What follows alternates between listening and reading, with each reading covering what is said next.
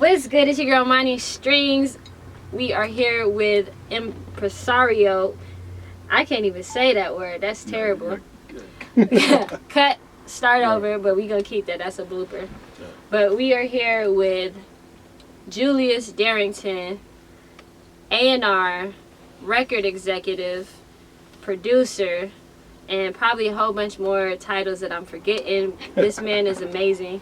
How about you, kind of give a little bit more details on yourself? First off, thanks for having me. My name is Julius Darrington. I'm a label owner,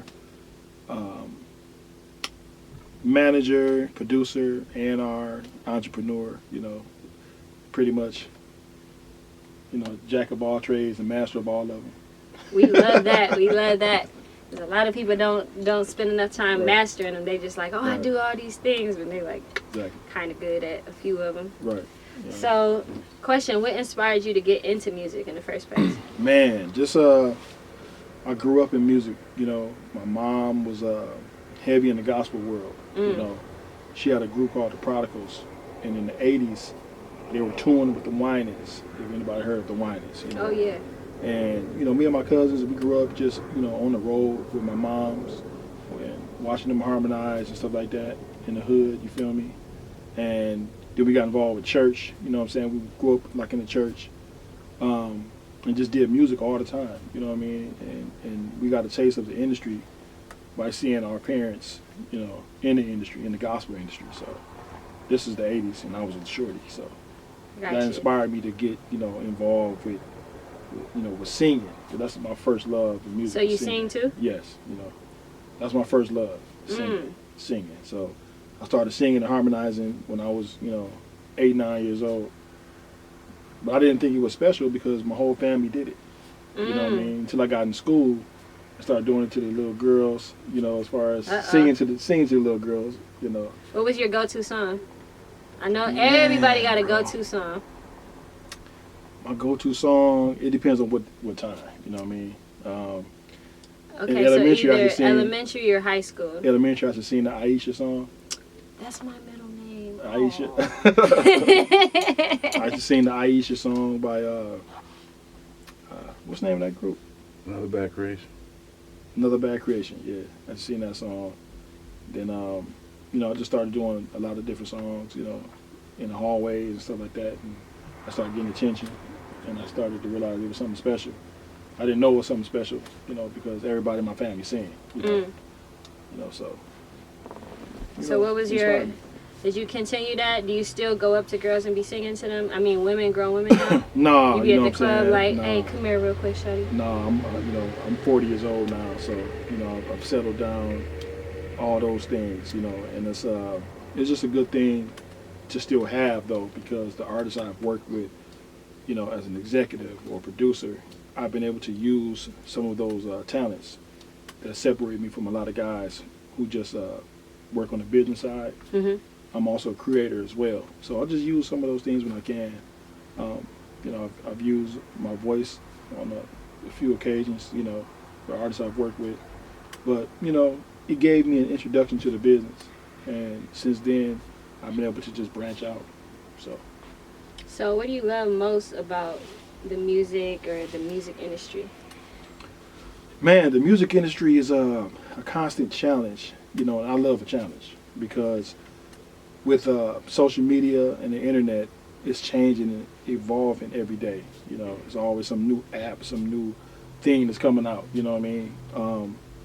And the music industry has changed so much over the last 20 years, it keeps me on my toes. It keeps me on my toes because now it's pretty much an even playing field. When I was coming up as a shorty, it was like, man, you go to the record companies and you send in your tapes or your CDs and you hope somebody call you back. You know what I'm saying? That was the whole game back then. It was very evasive and very mysterious to even get on the radio or get on TV or MTV or anything like that. Anybody you saw doing something like that, you automatically felt it was famous or successful because it was so mysterious on how, it actually happens. But now with the internet, everybody doing it. Everybody dropping records, everybody doing videos. So it keeps me excited because everybody got a chance, you know, and it's not just gatekeepers. I like that. Yeah. So you gave us a little bit on your musical background already. So would you like to go more in depth and everything as far as like certain things since you've been, like, I know how it shaped you from, you know, your childhood with, you know, the church, your family and everything like that. So how has that like how have you used those skills, you know, in your career today? Well, growing up in the hood, growing up in church, and my dad was in the streets, so I had a balance, right? You know, my dad, he has to have these big car parties, you know, and have all his homies pull up, and they play cards and play music, right? And you know, smoke, you know, all type of stuff, weed, you know what I mean? And it was totally different than what I was used to around my mom, you know? But it was a good vibe. It wasn't like nothing negative. It was just a different kind of vibe. You know, my mom, they was all in church and stuff like that, so that's a whole nother vibe, right? So I used to go hang out with my dad, and he would be playing different kind of music as well, right? He'd be playing Michael Jackson, Marvin Gaye, Sam Cooke. You know, my mom be playing Fred Hammond, Clark Sisters, you know, the Winans, you know what I'm saying, all the gospel groups. So I was getting, you know, the best of both worlds with musically. And my dad had great musical taste. Of course, my mom had great musical taste. And I started to put those things together to develop my taste, you know. So that's how I got into really understanding what my taste was and what I liked as far as music is concerned. Gotcha. You know, and I just did that to shout them out, man, because they really inspired me to do this, you know, my parents. And I'm not going to lie, you know, I lost my mom in 2009, and she was one of my biggest cheerleaders, right? But that kept me going, you know what I mean? And my dad's still in my life, my father. He's a big supporter as far as, you know, just conversations and encouragement. But he's very important to what I was doing, because when I started singing, I had to go to his little car parties. He would make me sing to all his little female friends, you know? And it was really inspiring because I was getting real interaction and real reaction rather. And, you know, it let me know that I had a gift, so. So I'm gonna branch off the questions a little bit. So you say you from the hood. Yeah. Where's that? Are you from LA? Where are you from? I'm from a place called Toledo, Ohio. Okay. Okay. Ottawa Drive. Ooh. In Auburn. Okay. You know what I'm saying? Right, a couple of houses down from Petro's. Petro's corner store. You know, straight in the hood, though. So give us a little background of, because nobody knows about Toledo. Nobody knows what it's like. What was it like for you growing up in the time frame that you went there? Toledo is a very interesting place. You know, I've never been to a place that is filled with so many talented people, right? But as I've gotten older, I've started to make sense of it, because we only got a couple malls, you know what I'm saying? So at the end of the day, there's not a lot to do there, right? So most people who got dreams, they focus on their dreams, you know, and they focus on their craft. So that's why people in Toledo, I think, are very advanced with their gifts. You know, if it's writing, if it's singing and rapping, you know, very advanced, because there's not a lot of distractions. You know, you got your little clique, you got your little homies, and that's it. You know, Toledo gave me you know, a lot of experiences, and it shaped me, you know, to be who I am as a man. You know, I can't say it was all pleasant. You know, where I grew up at, man, a lot of gang violence. You know, I've seen a lot of bad stuff, especially, you know, in the hood I grew up in. I've seen people shot, I've seen people robbed. You know, I've been robbed, you know what I'm saying? But at the same time, all my homies that I grew up with, most of them was in the gang. You know, I'm gonna keep it real. I ain't gonna say what gang, because I don't want people to, you know, think I'm in the gang. But most of my homies was in a certain gang, and they all encouraged me to do music. You know, we'd be walking to school, you know, I'd bust out, start singing and something like that. And they never looked at it as something that was soft, you know what I mean? Because they looked at it like, man, you really can sing, bro. Like, man, you need to be doing that, bro. You know what I'm saying? They gave me that kind of love. I'm talking about real hood guys. You know, so that gave me a lot of encouragement because everybody, you know, want to be accepted for who they are.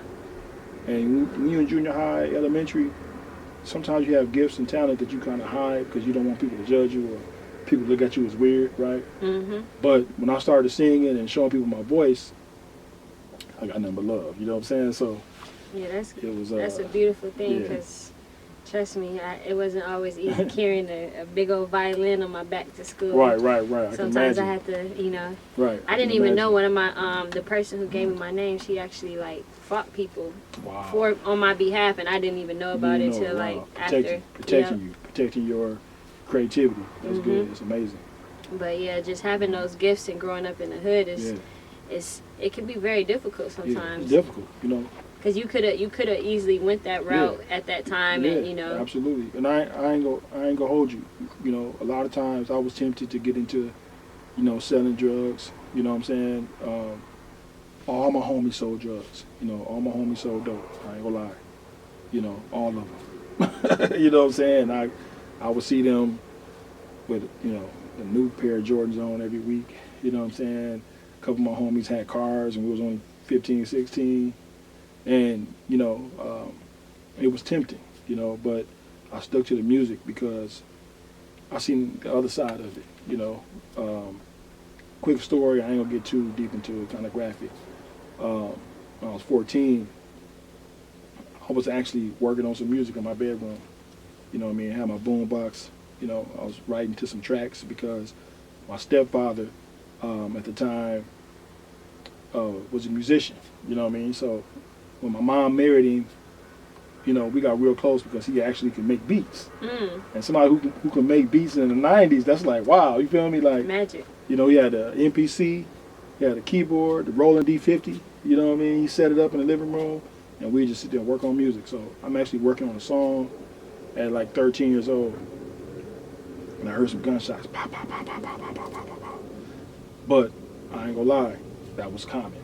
You know what I'm saying? But something about these gunshots, it seemed too close. You know what I mean? So I went outside my front lawn, and there was another kid, you know, right there in my lawn, you know, shot to death.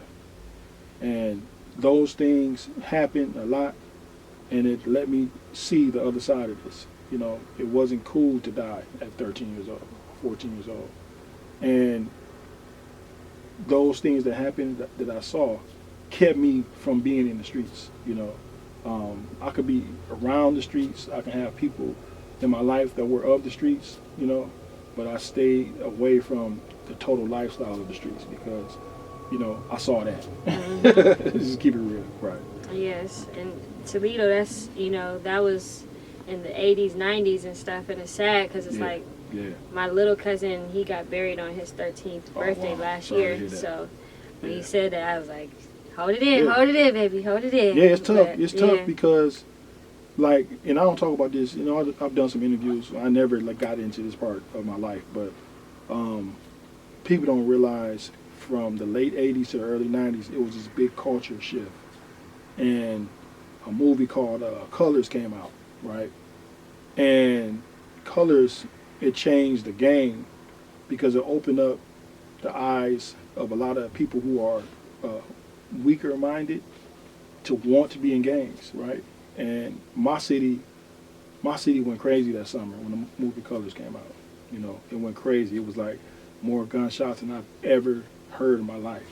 And I think the movie, I'm not gonna blame the movie, but the movie definitely put a lot of batteries and a lot of people back to want to get in gangs and start gang banging, you know. I never heard like people use that movie. I always hear like the Scarface, you know, how that Colors. did it. Colors did it. Colors, in my city, Colors had people walk around with the blue rags and the red rags and hats to the right, to the left.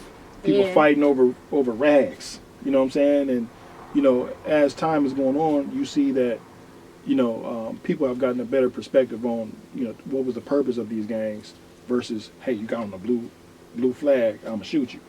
But it literally was like that. If you had on the wrong color somewhere, you would get killed. You know, and that went on for a lot of my childhood, man. It was crazy. I know that. You know? But that kept me focused on what do I want to do, you know, to really do something different, you know, get up out of here. So. Mm-hmm. So what was your transition like? How did you end up here from Toledo? Like, what was your transition? Man, so okay, so I got into really being an artist when I was in high school. Then after high school, I did my own project, you know, and it, you know, I could create a buzz for myself in my local town. I actually got charted. One of my songs actually charted. It inspired me. I got involved with some record companies and everything, and it didn't go through. So that got me interested in the business because I'm like, you know what? Why didn't this work? You know what I mean? And I started to understand, hey, your manager wanted this, the label wanted that, and I got into the business side of it. And I realized the whole orchestration of putting a project together inspired me more than being an artist myself, right? That inspired me because one thing my mom told me when I put my project out, I was like 19, 20. And I put my project out, I put it on the internet. The internet had just started, you know, getting popular, right? I put it on the internet, you know, I got CDs pressed up. You know, some of my guys here remember that time, right? Got my CDs pressed up, I started selling my CDs. All the music was good because, you know, my family were real musicians. So it wasn't just no trash. It was really good mixed music, R&B music. And my mom told me, like, look, man, this music is good. I'm so proud of you. She said, real talk, the fact that you put this together yourself, people are going to pay you to do that. You know what I mean? She said, I've been trying to put together my own project for years, and you just did it in a year, right? So she inspired me to understand that the process that she noticed I loved was actually a gift, right? So that's when I started working with other artists, and it excited me even more than just working with myself. So I decided I don't want to be an artist. I don't want to be an instrument. I want to be the conductor. You know, I want to play the orchestra. You know, I want to help change somebody's life. I want to put somebody in the studio and give them their first record. I want to put somebody on their first tour. You know, I want to give somebody their first project, give them that hope. You know, so I started working with local artists, and I started changing their life. You know what I mean? I started signing artists back in my hometown, and I literally changed their lives. I put them on their first shows, release parties, tours, everything. Mm-hmm. And just the spirit in which they were inspired by the process inspired me more that I wanted to do this. I wanted to be on this side of it. So yeah, you talking about, did I answer your question? Definitely. I didn't talk about how I got to here, but I'll get to that. Okay, we'll go back to that in a second. Right. But so another question I had. So when you were making your first project, and then when you got into helping other people, right. When you made your first project, who was your inspirations? And then when you started helping other people, you had to have different inspirations then, because absolutely. That's a whole different role and position. Absolutely. My inspiration when I made my first project, first it was my homies, man, because my homies were incredible producers, you know what I mean, and writers themselves and artists. One of my homies' name is Black Smurf. He's Grammy nominated or Grammy winner right now. He worked with Music Soul Child and everybody. He was one of the homies I came up with as a shorty. My brother / cousin, he's Grammy nominated now, multi-Grammy nominated, and he's my mom's sister. You know what I mean? No. His mom is my mom's sister. He's my mom's sister. I knew where you was going. I'm sorry. His mom and my mom are sisters, so we grew up like brothers, you know. And he's incredible. And we actually got a studio downtown in Toledo, 18th and Madison. And we used to go down there and record and make music, right? So that kind of inspired me to really get serious because I knew I had support. I knew I had people who really can help me do this, you know, on the musical side. You know, it wasn't no mystery where the music was going to come from. You know what I mean? So that inspired me, man, you know, and I was able to get support from them. They would give me beats and tracks and record me for free, you know, of course, because we family. And I put together my first project. As far as artists who inspired me growing up, it was Marvin Gaye, R. Kelly, Joe, Stevie Wonder, Sam Cooke, you know, those 5 artists, you know. were my favorite artists growing up. Mm. Yeah.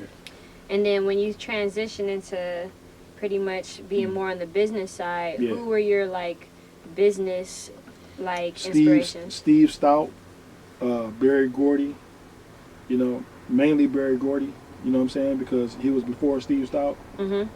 and how he did Motown. You know, and Motown was right up the street from Toledo, right? Right there. So you got to catch a flight to Detroit just to go facts. to Toledo. Exactly. So Barry Gordy was a major inspiration. I started reading up on him and seeing how he did it, man. You know, he started his own company and label and created a whole sound in a time where black entrepreneurs didn't even exist, for real, you know, on that level, especially in music, right? And he broke the mold, and he broke through and created a global sound right out of a small old house in Detroit. You know what I'm saying? You've been there before, right? Yeah, definitely been there. Yeah, I went there, I think, like twice for family reunions. Exactly. So he was definitely an inspiration, reading up on him. Puff, you know what I mean? I started to see Puff come out of nowhere and put together projects, and, you know, he was this guy that kind of reminded me of something I wanted to be, because he was just excited about the process, you know? And I started to see him involved with different artists, Mary J. Blige, Biggie, you know, but he was one of the main ones that was behind the whole thing, right? So he inspired me growing up as well, on the business side, because I saw him be somebody that he wasn't just a creator, he was also the man behind it. You know, he was also the orchestrator. Steve Jobs, you know, yeah, Steve Jobs. You know, I remember when Apple first started getting popular, you know what I mean? I wasn't into computers, but I was into his whole presentations. He would have these presentations announcing certain things, like if it was the iPad or the iPod, you know, and his energy, how he took Apple from nothing to something. You know, I started reading up on him and studying him growing up, and he turned out to be this global icon, you know, but I was reading up on him and he was just a computer guy, you know what I mean? You know, so definitely people like that, man, people who turn nothing into something, you know, lemons into lemonade. You know? I like that. So, okay, going back into the last question. So, how did you get here from Toledo? Man, so in Toledo, I would say this. There's so much talent there, but it's a ceiling that you reach. When you really push hard to make it, you hit a wall, right? Because a lot of people in the music industry are just not there, right? So when I started my label, and I got my label off the ground there, I started doing tours and shows and everything with my artists. I just feel like I hit a wall because I didn't think I could get no farther, you know? So I'm gonna keep it real. One day I got depressed. You know, one month I got really depressed. Not because of nothing traumatic happening to me, but from my mom dying and, you know, me feeling like I can't get to the level I want to get to, or even get in the room to get to that level. It started to weigh on me because I'm very competitive. You know what I mean? Very competitive. I'm very driven. And I don't like doing nothing if it's not the best. I don't like being involved with nothing unless I know it's the best, you know, or I feel like it has the chance to be the best, you know. And I didn't feel like I had that chance in Toledo at a certain point. So, man, I was feeling real down and depressed, and God spoke to me. He said, in my spirit, he was just like, you need to move to LA in this next couple of weeks, or you're not gonna touch your dream. You know, and that's a true story. You know what I mean? People close to me know when I said I'm moving to LA. You know, well, you gotta have a plan, you gotta have a job, it's not like, you know, because I was down, I had my own studio there and, you know, business there. I said, I don't care, you know, I'm going there. God told me if I'm gonna touch my dream, I gotta go now, you know. So I sold some stuff. I sold my truck. I had a Lincoln Navigator truck, you know what I'm saying? It was really clean. I love my truck. Sold my truck, sold my studio, you know, sold clothes, sold furniture, all type of stuff, right? And moved out here with nothing, you know, and everything else started happening. So, I'm trying to think of the guy's name from WGCI, I believe. In Chicago? Yeah. So, how does your story intertwine with Chicago? Because I know you have a lot of Chicago ties? Chicago yeah. ties also. R. Kelly. You know, so when I moved to LA, I got involved with RCA Records. You know, that was my first toe into the game. You know what I So mean? that was after you moved here. That's after I moved here. So I'm thinking you had so Nope. perfect. Okay, Everything happened when I moved here. let me not even go to Chicago. Let's Right, go right. straight here with Right, it. So right. keep going with the progress. Man, so one day, I'm in Universal City, and I bump into a guy named Wayne Williams, right? And DJ Wayne Williams. DJ Wayne Williams at the time was the senior vice president of A&R at RCA, right? I knew who he was because I studied everybody. You know what I mean? I studied everybody in the music business. I can bump into somebody who's not even famous and know, hey, you work at Capitol. You know what I mean? Like a stalker, right? You know what I'm saying? Like, I just been so intrigued with the music business. I try to find out who anybody is. So Wayne Williams used to be head of A&R at Jive Records. When I was doing my music, I was sending my music to Wayne Williams at Jive Records. And Wayne Williams actually called me. I don't even know if he remembered this. He actually responded to one of my packages that I sent and said, hey, I like the music. This is not what we're looking for right now, but keep sending stuff, you know. And that was inspiring because Wayne Williams is the guy who discovered R. Kelly, right? And R. Kelly was one of my favorite artists growing up, you know, if not my favorite artist, you know. Oh, he definitely was my favorite artist, you know what I'm saying, growing up. So Wayne Williams was somebody I always had on my radar because I wanted to get signed to Wayne Williams as an artist. But as I grew and became, you know, passionate about being behind the scenes and working with artists, when I met him, he was on a different level, you know. So I met Wayne, and I'm like, man, what's up, man? You Wayne Williams, right? He's like, oh yeah, how you know my name? I'm like, man, you know, we worked together before in the past. You know what I'm saying? I said that real quick, and you know, we began to, you know, build a relationship. And I asked him one day, I said, hey, look, I want to work with you, you know. He said, hey, I'd love for you to work with me, you know. So I started working with him. He started putting me in the studio as an A&R assistant to artists signed to RCA to help, you know, with their direction. A couple artists that he had just signed, experimenting with, you know, as far as trying to help them, you know, cultivate a sound. And it was very inspiring, you know what I'm saying, to actually have a toe in the industry, you know what I mean? To actually, and then especially considering like what you were going through right before. Exactly. You so know. It was really like your purpose was calling, and you had to purpose move. calling me. So I'm in the studio with his artists every month, man, just helping him out, you know, helping him, you know, find records, find producers and writers and engineers. And it was just very inspiring, you know, just to work with somebody who was that high up in the business, in the music industry. So so one day, I guess he was, you know, impressed with my work ethic and, you know, with, you know, my character, because I always try to keep good manners and always try to be respectful of him because he was giving me an opportunity, you know. So one day, like 2 in the morning, he called me and was like, yo, man, you sleep? I was like, yeah, I'm up. What's up? He said, I want to introduce you to somebody, man. You know, I'm going to come get you. I'm like, all right. So I'm like, man, who's he trying to introduce me to at 2 in the morning? You know what I'm saying? Me and him never talked about R. Kelly at all. You know, we were together almost a year, you know. I never talked to him about R. Kelly, nothing like that. Because I was respectful to him. I didn't want to seem like, you know, I'm trying to, you know what I mean? Yeah, that's the only reason why you're around. Because I honestly, genuinely, you know, got a love for Wayne, and I loved what he was doing. So I'm interested in him, you know.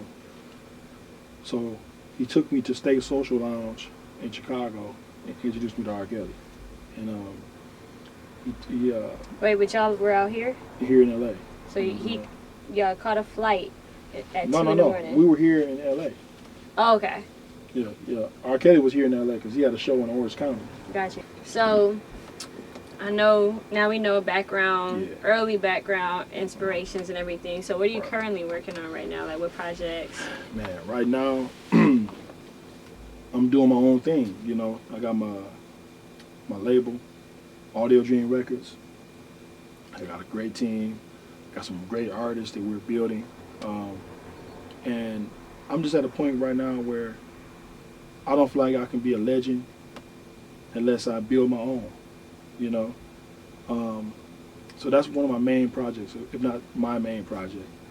I'm also working with King Los on the management kind of side, and we've been involved with Puff's project. You know, we got like 3 records on that project. I was able to facilitate a lot of business involved with the project as far as Los is concerned. I've been in the studio with Puff and Los, you know, just seeing them work and you know, being involved and with the whole process, watching Puff put together a project, watching Puff mix projects, mix records, and critique records has been amazing. You know what I'm saying? Puff is just how I thought Puff was, you know. Just, he's very detail oriented, you know, but he loves the process. So over the last 5-6 months, I've been, you know, in the studio with Puff, you know, just watching. You know, to be honest, just watching, you know, watching and observing, and you know, and helping Los out, you know, with the business stuff involved in the project. But that's a great project, man, that's coming out, and I think that being involved with that has also helped me build a lot of great relationships. You know, I work with a lot of artists though since, you know, I got on, you know, with R. Kelly. I work with Jeremiah. I work with Eric Bellinger. I work with Ron Isley. I work with Iman and Tiana. Mainly Iman. Tiana produced a record that I A&R'd called Seance. If y'all ever heard that, look it up. Iman Shumpert's Seance. I A&R'd the whole record. But it's been amazing to get to this point to where I want to do my own thing, right? I don't want to chase artists or be around people just because, you know, who've already made it. You know what I'm saying? I want to be around people who are hungry to create something from scratch, and that's what I want to do, and that's what I'm doing right now with Audio Dream. I love it. Yeah. So, with your label, what are some different things that you're planning or whatever? If you can speak on that. Yeah, you know, got an artist, man, that's actually in the building right now, Cocaine Poppy. You know, we dropped his first single through the label last summer. You know, we're building him from basically from the ground up. You know what I mean? He has an incredible sound, incredible even fan base, you know, but he's one of the artists that we really believe in, you know what I mean, based on his energy, based on his sound, based on his personality, his integrity. You know, he's like a son to me, you know what I'm saying? So he's somebody that we're very excited about. We signed an R&B artist named Rail Bay from New York. He has some great music. He went on tour with Young and May, I think a year or so ago, 2 years ago. That's how he built his fan base, going on tour. Very good performer. I got an artist I'm developing named Sway, rapper from Brooklyn. You know, just working, really working, man. You know what I'm saying? It's been amazing. Got an artist I'm working with, R&B artist named Porcelain. You know, grown and sexy, kind of SZA vibe, you know what I mean? But it's been amazing, you know, seeing the process, you know, because I have a whole team, and they're very detail-oriented from start to finish, you know, and I'm really just an overseer and, you know, the main investor, of course, but I have a whole team, and it's something that inspires me because these people who are involved in my team, they seen my rise and they seen me climb over the years, so they believe in me, and since they believe in me, they gave my artists a chance, and they heard my artists. Now they believe in my artists because my artists are dope, right? So they're just as excited about the company as I am, you know. And I got other partners that's about to come on board, and it's been a blessing, you know. But that's really my baby right now, Audio Dream Records. So, moving outside of that, as far as like all the artists, this is probably a tough question. if you had to say out of all the, not your artists, but just artists in the past that you worked with, who's probably the most, I guess you could say, talented artist you worked with? R. Kelly. R. Kelly, and why? Man. I mean, we know. I mean, we all know why. But like, what makes you say that? Because you spend a lot of time working with him. R. Kelly is the most obsessed person I've ever seen with recording. You know, I've never seen nobody record that much and write that much.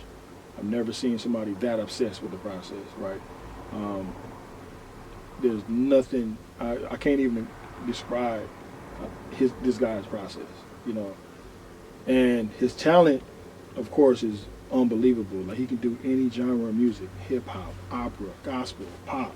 He can do any genre, and it's believable. You know what I'm saying? If you look at his catalog, you can't put him in one lane, even though he's a king of R&B. He's done records with everybody. Michael Jackson to Celine Dion, Lady Snoop Gaga. Dogg, Lady Gaga, Justin Bieber, Ron Isley. You know what I'm saying? It's like he's the most versatile artist in the history of music. But when I got in the studio with him, you know, and I pretty much lived with him, you know what I'm saying, over some years, just every day us grinding, just me and him, right? You know, I had to try to keep up. You know what I'm saying? And I've never seen somebody work harder than me. You know what I mean? And I can say he definitely outworked me every day. You know what I'm saying? Every day. You know what I'm saying? So every day I'm like, I gotta keep up with Rob today. I gotta keep up with Rob today. But his work ethic is unbelievable. You know, it's like it's actually insane, honestly. It's not. He would record 10 to 15 songs a day. You know, Monday through Friday. Is that something that you try to instill with the artists you work with now, or do you not try to put that much pressure on? I've tried to instill it. I've tried to let them know what the greats do. And, you know, but everybody has their own process. You know, I would not try to force his process on nobody, because his process is not really realistic. You know what I'm saying? You have to just be that obsessed, you know, because you can't teach somebody to be obsessed with something. You know, him recording was like a drug. You know, I'm gonna be honest. It was like, you know, he'd go somewhere and we'd be together. He'd grab his recorder. Like, you know, I think he's talking on the phone, but he's recording songs. Check this out. Think about that. I listen to it. Like, okay, that's dope. Okay, I'm about to send this to the engineer. We're pulling up to the studio like an hour. Let's record that. You know what I mean? Everywhere we was, I don't care if we was at a party with celebrities, you know, and it's a white party or he's somewhere on his phone like pulling it out, getting straight to the grind mode. Anywhere. I'm talking about every day. I don't care what he is, and I'm gonna be honest, y'all. Everybody know what he's going through. Everybody know he's right now is incarcerated. He got an appeal with his case, and that's a whole other conversation. But he has called me while he's in jail, singing songs over the phone for me to record them. For me to record them on my phone so he can have them for later. So he's still doing that. Man. You know, and I know that's probably part of his process to just keep his mind, you know, good, you know, while he's going through what he's going through. But before all that happened, I've never seen nobody work that hard. Never, you know. It ain't just in the studio. Outside the studio, he's working hard. He's playing basketball every day. You know, Monday through Friday, every single day, playing basketball. Not just little pickup games.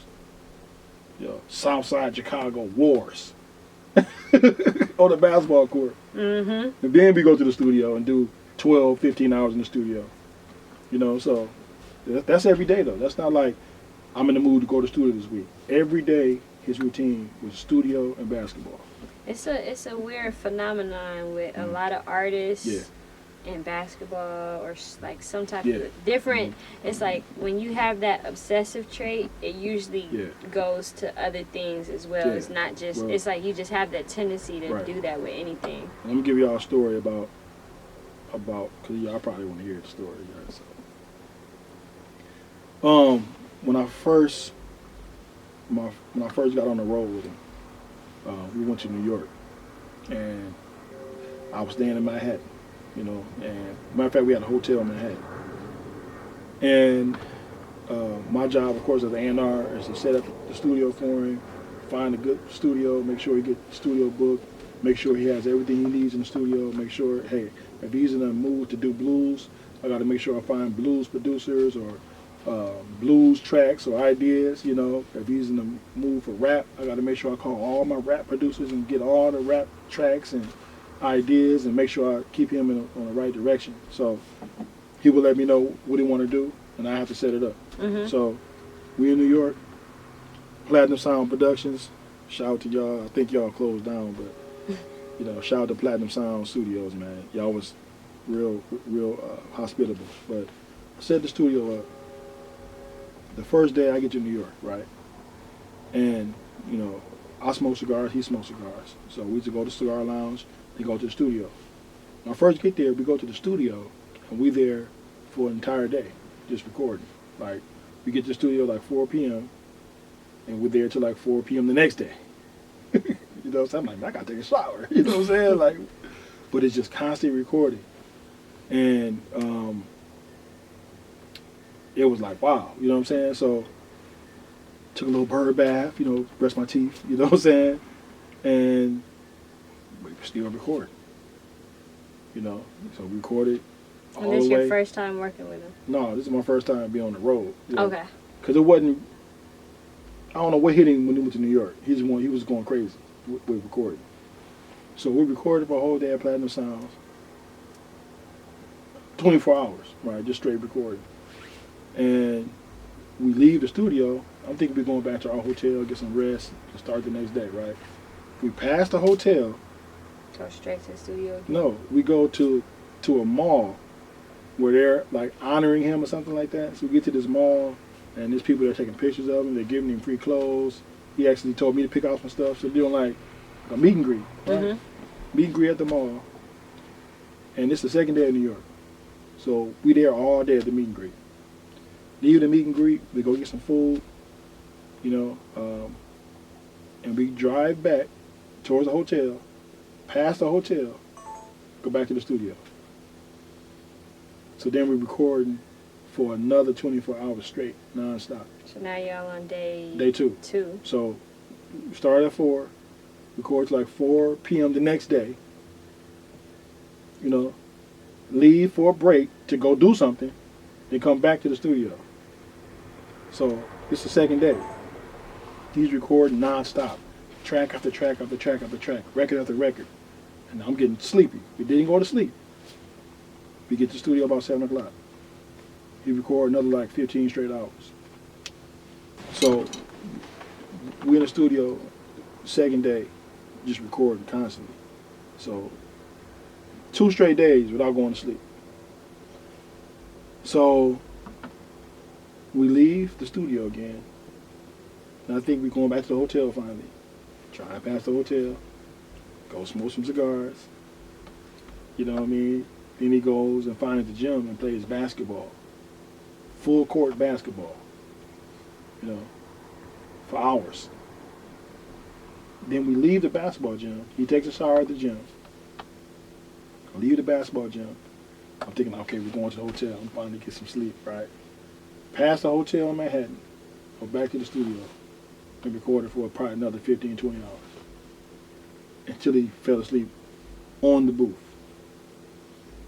On the control board, you know. Dozed off. Woke up. Then we finally went to the hotel. So that was my first experience being with him out of town, right? And it just showed me like, man, this guy is insane with this music. You know what I mean?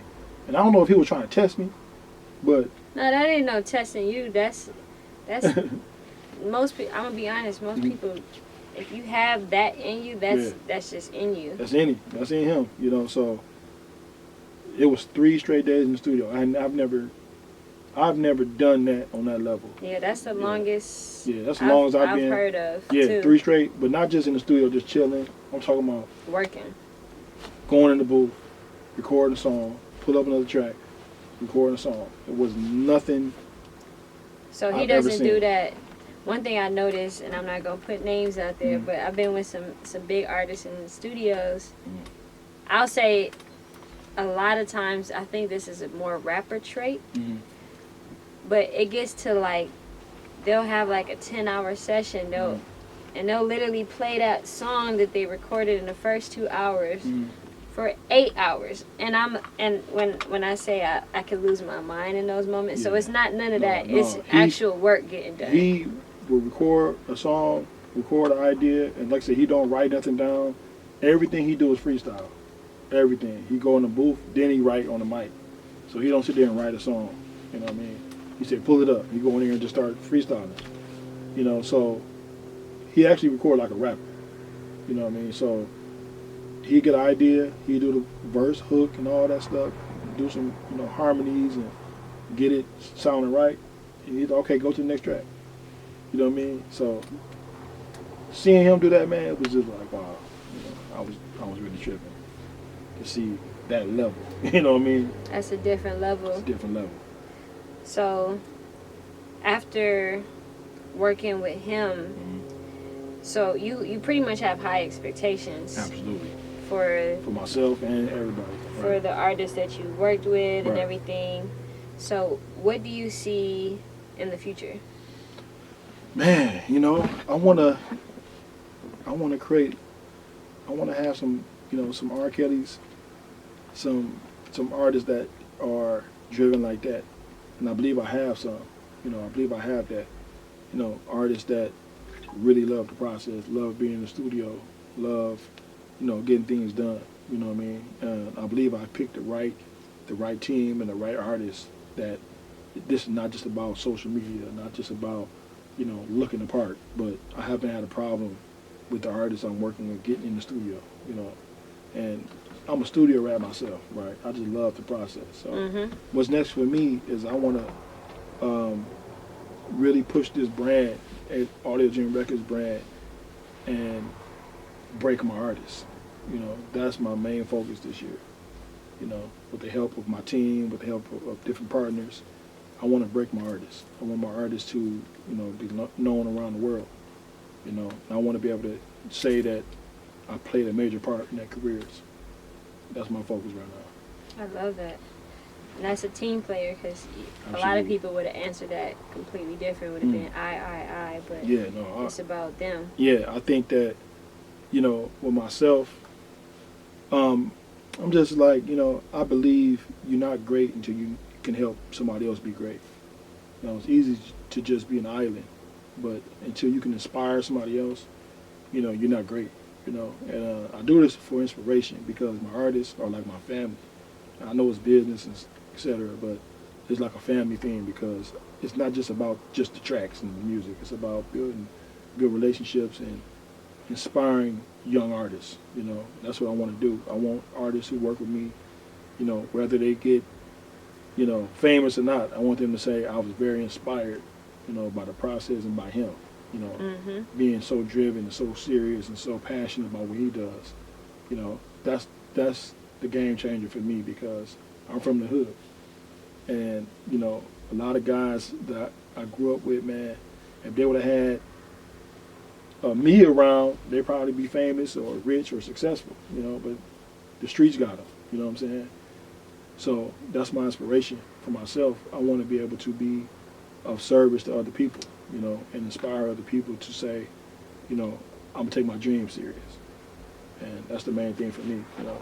When I'm dead and gone, I want to say that I inspire people. I want people to say I inspired them. So what or who inspires you? Who inspires me? Man. Or what? What inspires me? I mean, I'm inspired by a lot of things, you know. I'm inspired by a lot of people as well, like, you know, family, you know, kids. I'm inspired, man, all the time. I get up every day and purposely inspire myself. I listen to like Eric Thomas, Les Brown. There's a guy named Coach Payne I've been listening to. He's like a motivational speaker. I'm inspired, man, by a lot of different things, especially in business. You know, a lot of people who just dominating in the tech world. You know, creating things and it's becoming global phenomenons overnight. You know, I study all those guys. You know, the tech people, Elon Musk. You know, people like him. You know, I study Forbes. You know what I'm saying? I try to find out who's on the Forbes 100 and why. And it's not about money, but I'm definitely inspired by success. I'm inspired by the idea of having an idea, you know, and executing an idea. And having that idea help somebody else. That's what inspires me, you know. And the last thing really is the opportunities we got, you know, with the internet, everything that's going on in the world right now. You know, we got so much access. So there's really no excuse. If you got an idea, you can get it out to the masses. You know, you actually can. I don't feel limited at all. You know, I don't have a limited bone in my body. You know, as far as where I feel like this is going to end up. You know what I mean? I can end up the black Steve Jobs somewhere. You know, so that's what inspires me, man. Just driving this thing home. So switching it just a little bit, because I know this is something that, you know, this is Good Vibes, this show. So, you know, we bring the good vibes, and we always, sometimes you got to go a little bit deeper and stuff like that. So something that I know about you, and I know about Los, and I know about certain types of people. Yeah, and I got to get the Los too. Definitely. Yeah. So one thing I'm going to say is another thing that really helps you have all this energy. Would you say switching to your diet and like plant-based diet and everything gives you that extra energy and everything? Absolutely, because you know when I first moved here, I was just a straight carnivore. Same. You know what I'm saying? Just a straight carnivore. If you're from Toledo, I feel like my mom might be like maybe one of the few vegans, exactly. plant-based people in Toledo. Exactly. You know, but when I moved out here, something about the climate here, it makes you want to do better. You know what I mean? Because it's, you know, where I'm from, no offense, it's a very, it's a dark place. You know, it's a very limited place.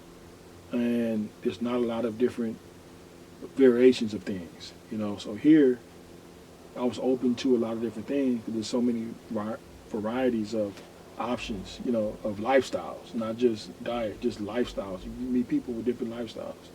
So I started to meet a lot of vegans, you know, and people who were vegetarians and vegans. And, you know, the food I started to bring around started to get clowned. You know what I'm saying? If I bring in some Wendy's or something, like, man, you eating that death? You know what I'm saying? It's like, what can I say? And one thing about me, I never want to feel stupid, you know. And when people start to articulate certain things to me that make sense, I have to digest that information because I love the idea of elevating my own mind. And I don't like the idea of people being around me who's on such a different level as far as information. And I'm just around these people and not taking in no information. Then what's the point of being around them, you know? Really? So I started being around a lot of vegan people. And it inspired me because I started to see different things about them, you know, and how passionate they were about it. Then I started to research, and it started to make sense for me, you know. I'm still a big guy, you know, I still got, you know, weight on me, you know what I'm saying? But I feel so much better when I change my diet, even spiritually and mentally, you know. And first I went into being a pescatarian, you know. I started a pescatarian diet, and that was different, you know. But then I went totally vegetarian and now vegan, you know, where I cut out some things I was eating, like, you know, cheese and dairy and stuff like that. I tried to eliminate those out of my diet. I found a lot of great vegan restaurants out here, and it's been amazing, you know. But it's been a process, you know. The most challenging times with that diet is when I was in Chicago. Yeah, it's always the hardest when you're traveling, I noticed. Yeah, when I was working a lot in Chicago. What's your go-to, like, if you were to be eating whatever, what would be your old go-to? Was it like Harold's or something? It was Gino's Pizza from Toledo. That was my go-to. I love the Gino's all meat pizza. You know what I'm saying? Or the Gino's pizza with but I do pepperoni and beef. You know what I'm saying? That was my go-to when I was in Toledo. But when I went to Toledo, I tried to find something that was like Geno's. You know what I mean? I wasn't a big chicken person. I was more like burgers and pizzas. You know what I'm saying? So now that I'm vegan, I can eat plant-based burgers and chicken and pizza, not chicken, burgers and pizza. So I've been able to do that, man, and it's been very helpful. You know, with how I feel about myself. You know, that's the main thing about life. It's not about just I'm just trying to be the most healthiest person in the world, because you go outside and breathe, that's not even healthy. You know Not what I'm in saying? LA, So for yeah, sure. you're never gonna be 1,000% healthy, but if you give your body an opportunity to do what it needs to do, you can live a very healthy life. You know what I'm saying? Because your body is made to fight off bacteria and stuff like that. So if you give the army inside your body the equipment it needs, you're gonna win. You're gonna live a long, healthy life. So, but if you're fighting against that army every second, eventually it's gonna catch up with you. That's how I look at it. You know, we got an army of cells in our body that's designed to make sure we're healthy, but we can't fight against it. Absolutely not. You know? So that's my perspective. So, I know we have a special guest here. We got to get you in here real quick. Absolutely. We got Cocaine Poppy. Very, very, very talented artist. If y'all don't know about him right now, mark my words, y'all will be knowing about him very soon. Absolutely. High energy, good music, and just got the star appeal. So we gonna bring him in real quick. Plug music.